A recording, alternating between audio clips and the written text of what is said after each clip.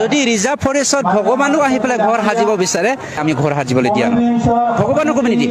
মানুহ আহি পেলাই ইয়াত ঘৰ বনাব ঘৰ সাজিব নোৱাৰে যাৰ ফলত এটা কথাটো মানুহবিলাকে শ্লোগান দিব বিচাৰিছে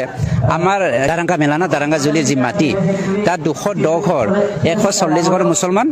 23 ঘৰ আদিবাসী ফেমিলি মিছলেনিয়াছ মিক্স কৰি পেলাই আমাৰ 210 ঘৰ ফেমিলি ইয়াত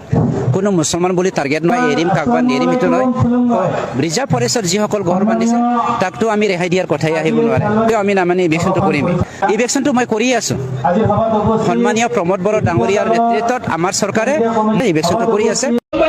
মুছলমানসকলক ইভেকশ্যন কৰিব লাগে বুলি তেনেকৈ উচ্চতাই আছে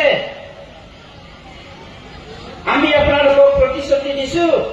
যেতিয়ালৈকে প্ৰমোদ বড়োৰ চৰকাৰ থাকিব তেতিয়ালৈকে কোনো ব্যক্তিয়ে ইভেকশ্যন নহ'ব আৰু বিটিআৰৰ পৰা যাব লগা নহ'ব সেইটো আপোনালোকক প্ৰতিশ্ৰুতি দিছো আমাৰ বিটিআৰ অঞ্চলটো এই বিটিআৰ সমাজটো কেৱল মাত্ৰ বড়োসকলৰ কাৰণে নহয় কেৱল মাত্ৰ মুছলমানৰ কাৰণে নহয়